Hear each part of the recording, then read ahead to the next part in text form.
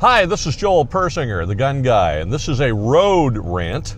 And this road rant is about the no-fly list. Since the San Bernardino terrorist attack, there's been this whole conversation started by the president, Barack Obama, about taking people who are on the federal no-fly list and taking away their right to buy a gun.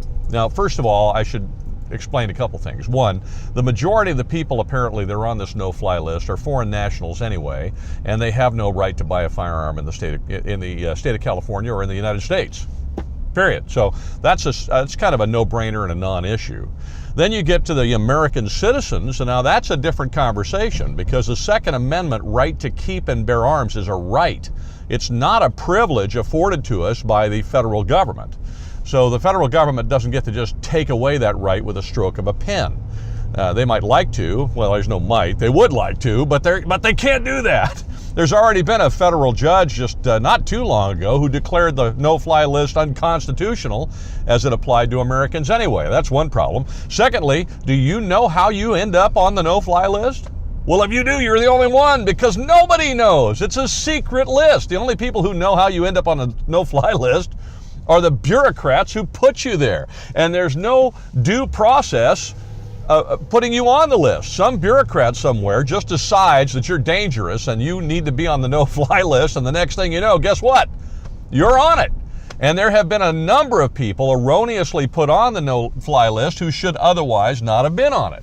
Famous people, a whole bunch of them. I think probably most recently the one that I was aware of was a year or two ago, and that was the Stephen Hayes, who is a commentator on Fox News, and I believe he's with I forgot which major publication that he's with, but in any case, he's a news guy and he's with a major publication. He's on Fox News as a contributor all the time, and he gets on the no-fly list. So it takes him, he can't travel anymore, he can't fly. Well, he's a reporter. I mean, that's a crippling. So here you are, all of a sudden, bam, he can't fly. Well, that's one thing, I get it. Flying on a commercial carrier is not a right. It's a privilege. They're a company. They can say, no, you can't fly.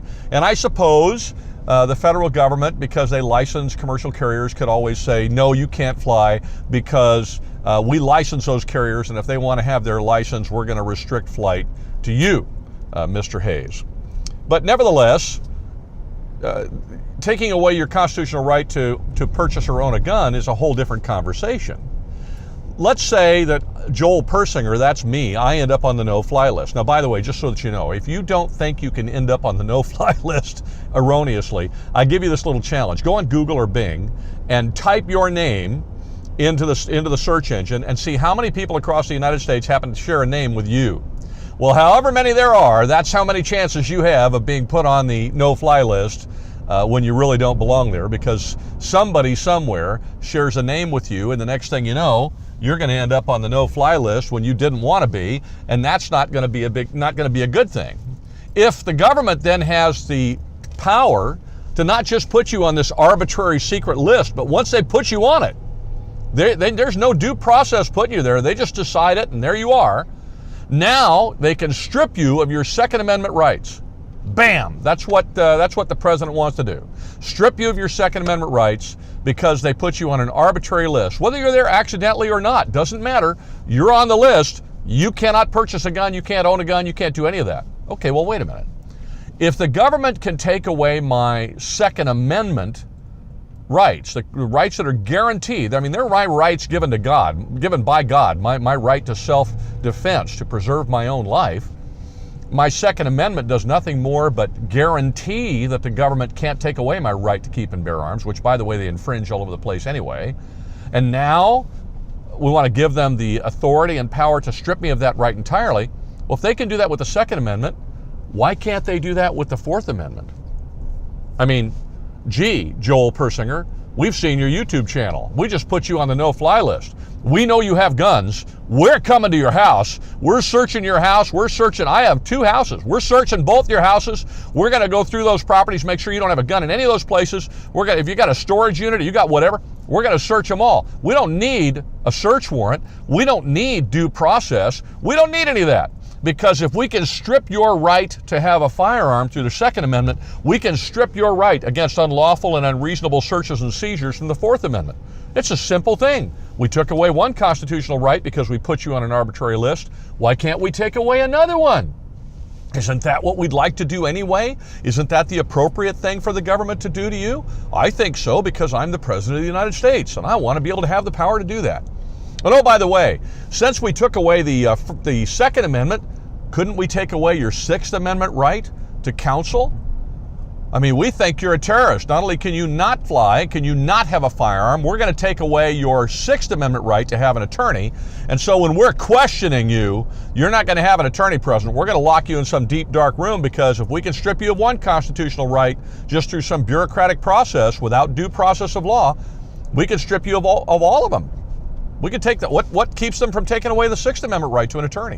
What keeps them from taking away my Fifth Amendment right against self-incrimination?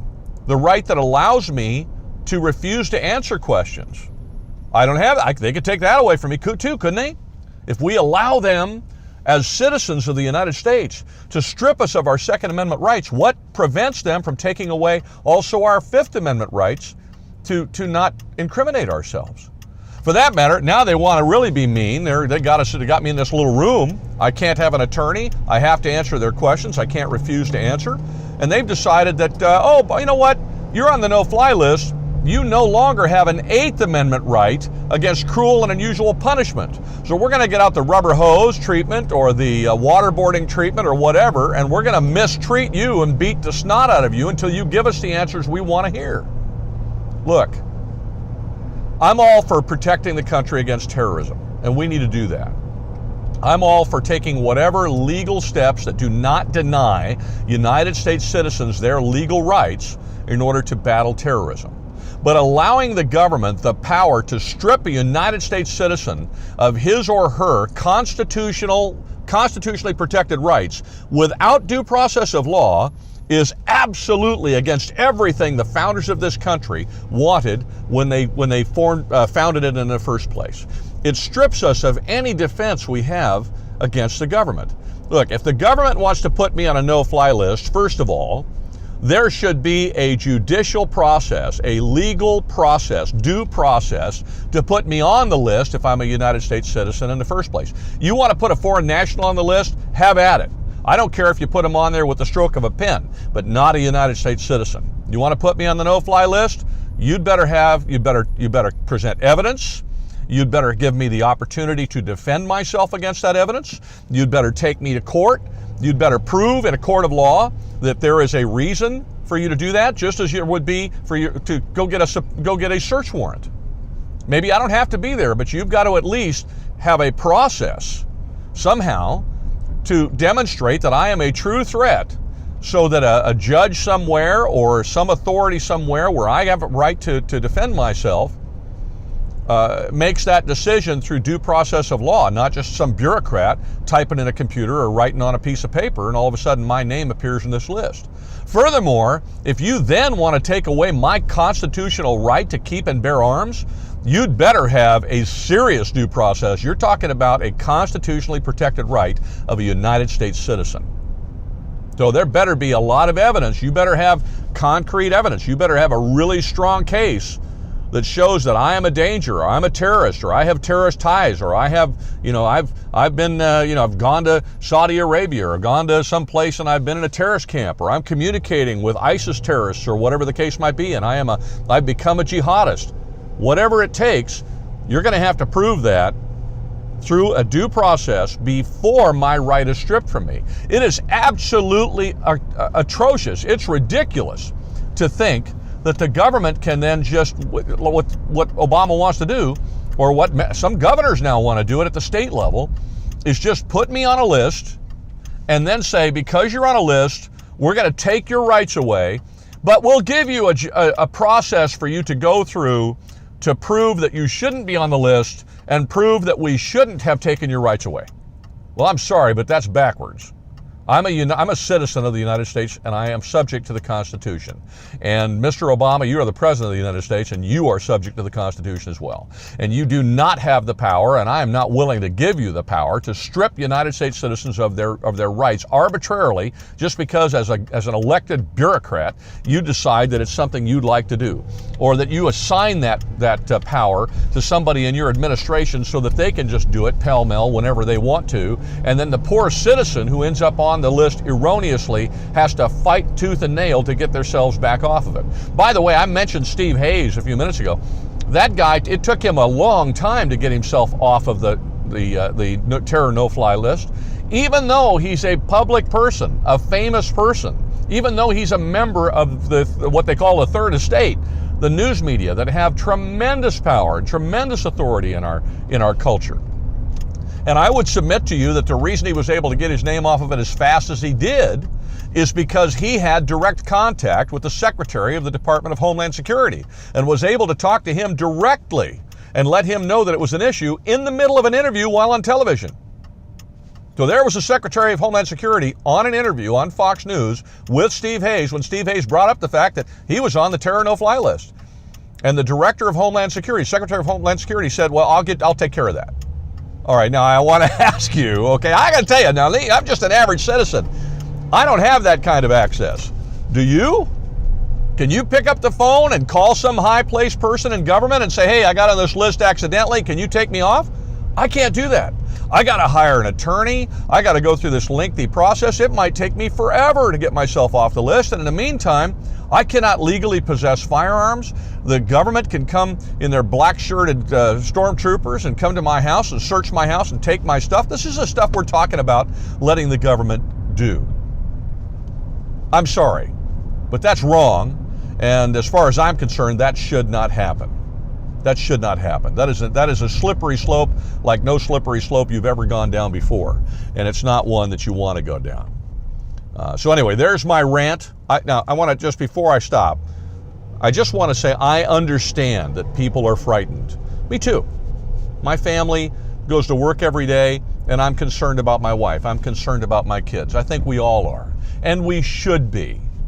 But at some point, we have to rein in our fear and not let our fear outrun our judgment. And we should not give away our liberty to acquire some false sense of security.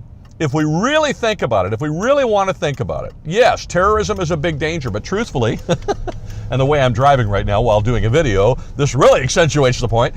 I think we're in bigger danger of getting in an accident on the way to work, in the morning going to work or going home. I mean, more people are killed in traffic accidents all the time than are killed in terrorist attacks. Truthfully, I'm just on patrol here, and I'm patrolling a little area just real quick in a residential area. There's very little traffic, so it's not that big of a deal. Everybody's at work. I'm not driving down a major highway. But we go to work in traffic all the time. We do those things. We're more likely to get killed going to work or going home than we are to die in a terrorist attack. I'm not diminishing terrorist attacks by any stretch of the imagination. But I think the way we deal with those is we change some other laws. We make sure that concealed carry laws are available so people can actually defend themselves if they're attacked with someone wanting to hurt them with a knife or gun or some other violence. That's not going to help us when they set bombs off and that kind of thing, but not everything helps with that. Our police are working very hard. There's lots of different things we can do to help defend ourselves against the possibility of a terror attack. It does not necessarily require us to give up all of our freedoms. And that is what exactly the government wants us to do. Start giving up constitutionally protected rights and freedoms because it'll make us feel better. Well, I urge you not to do that. That's my rant. If you disagree with me or you agree with me or whatever, please comment down in the comment section. I want to know what you think. I'd urge you to leave the swear words out of it, because if you don't, then they get deleted.